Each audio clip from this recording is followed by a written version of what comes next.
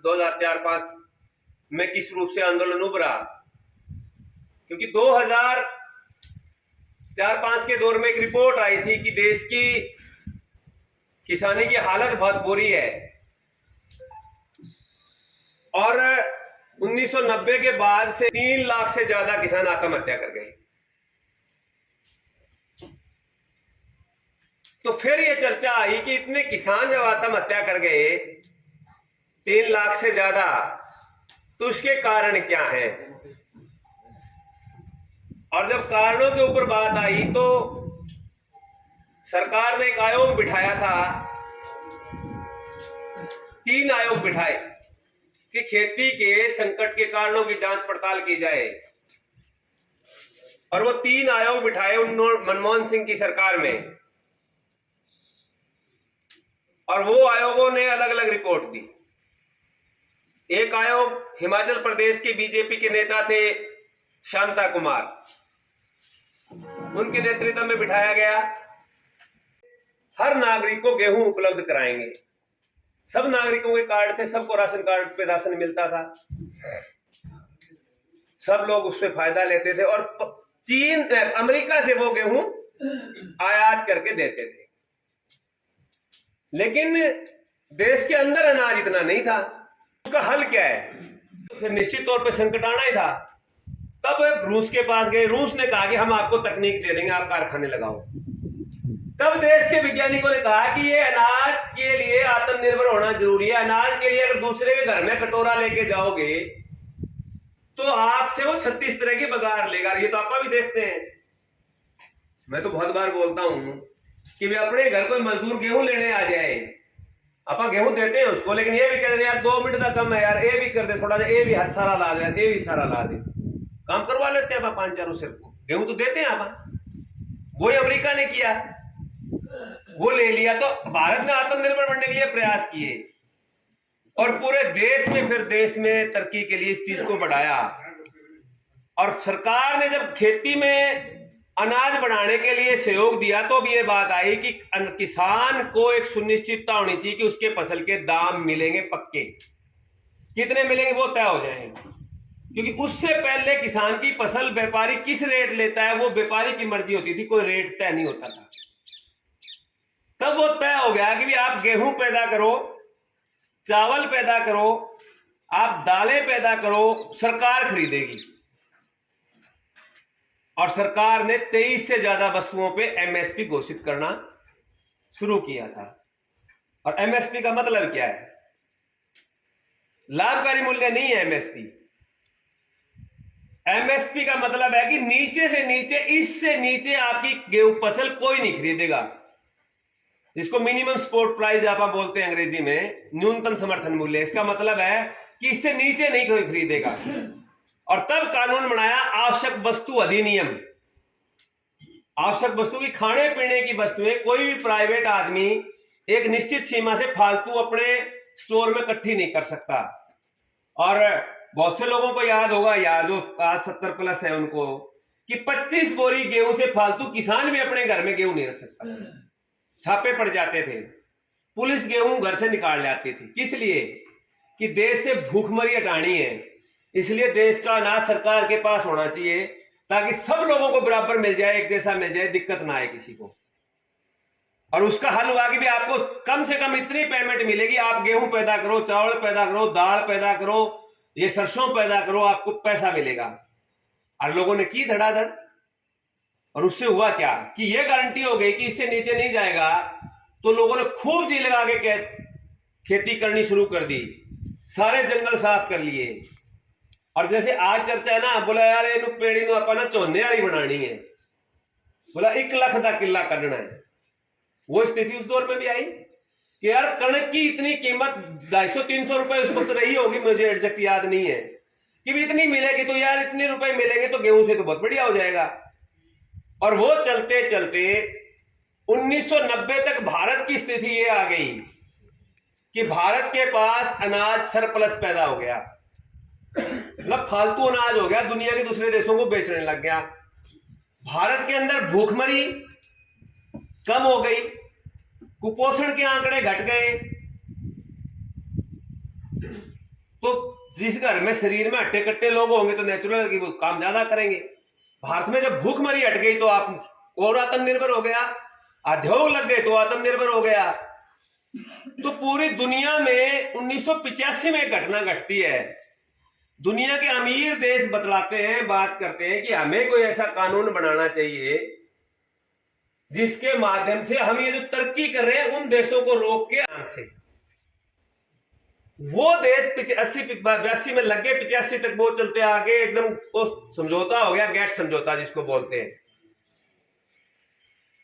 और उसके अंदर वो गरीब देशों पे अपनी शर्तें थोपते रहे। भारत उसको उसके अंदर 90 तक शामिल नहीं हुआ।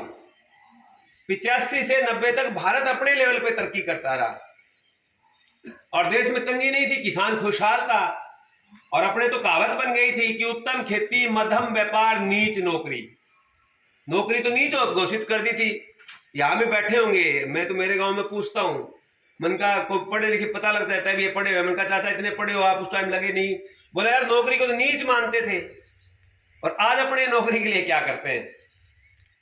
मैं तो कहता हूं कि भी पता है कि सेना में जवान भेज रहे हैं, सुरक्षित घर आएगा कि नहीं आएगा पता नहीं है। ये तो सबको पता है, लड़ने के लिए सीमा पे जाएगा बच्चा तो क्या बढ़ेगी कोई पता नहीं है। उसके लिए भी 10-10 लाख रुपए रिश्वत देते हैं। आज तो स्थिति नौकरी की आ गई, उल्टा पलट गई सारी स्थिति।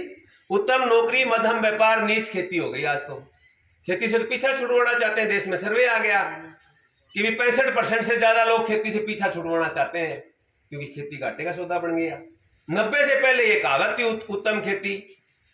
तो 90 तक भारत ने गेट वार्ताओं में शामिल नहीं हुआ।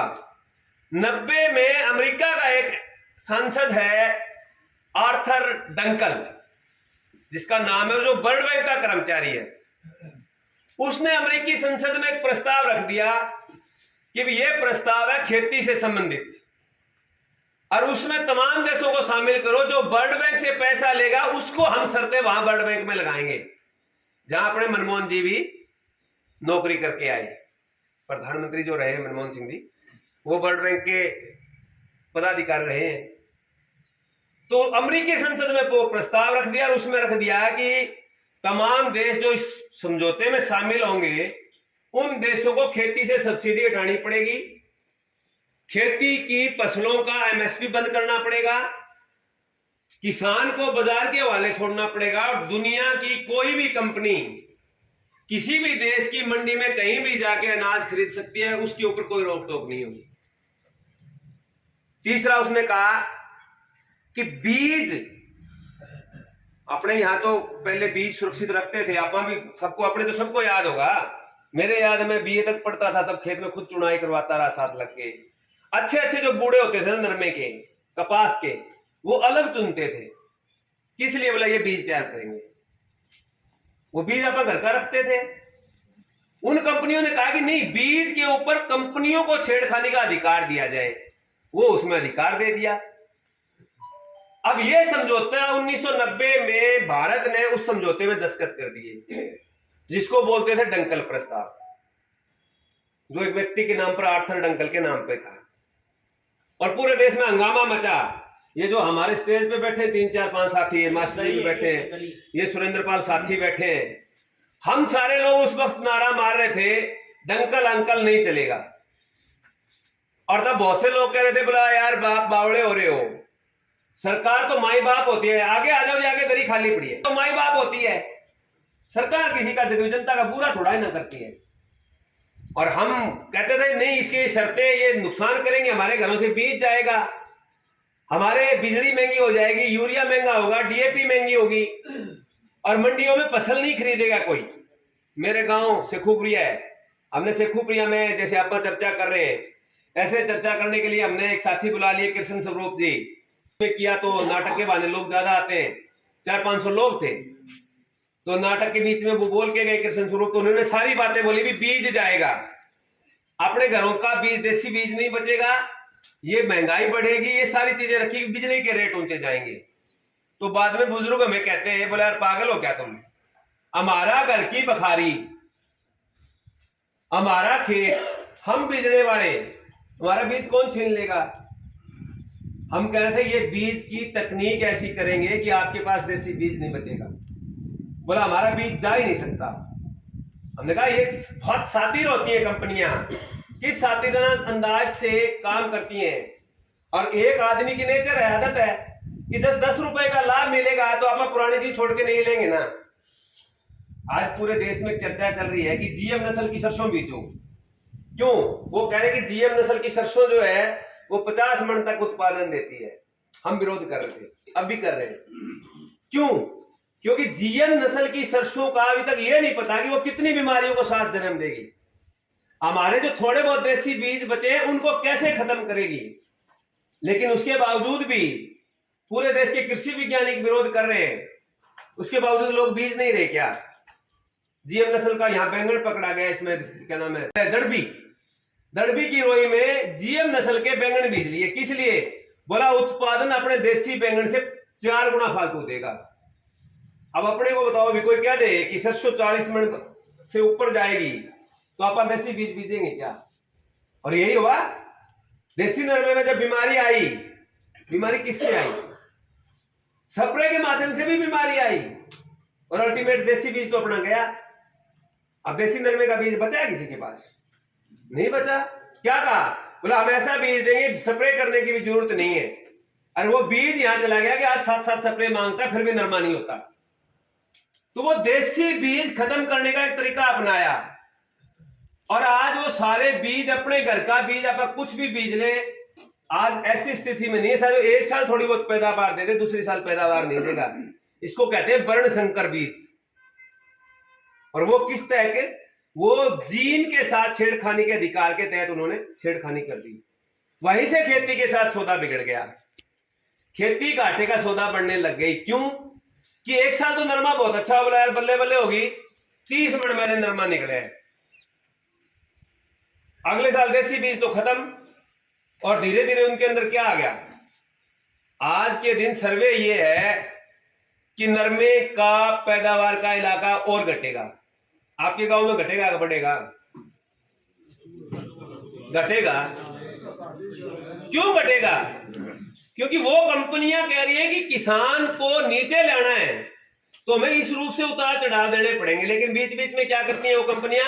थोड़ा सा सांस देने के लिए कुछ बीज मार्केट में ऐसा उतार देती हैं कि 50 घरों को रगड़का मार दिया तो 20 घरों को अच्छा बीज भी उपलब्ध करवा देती है। वो 20 घर नाचते हैं कि नहीं यार मेरे तो बहुत अच्छा, तेरे में खोट है, बीज में खोट नहीं है। और आज ये नहीं कह रहे आप इन यार खेती करनी नहीं आंदी, नहीं तो मेरे 40 मन होया कि में होया कट।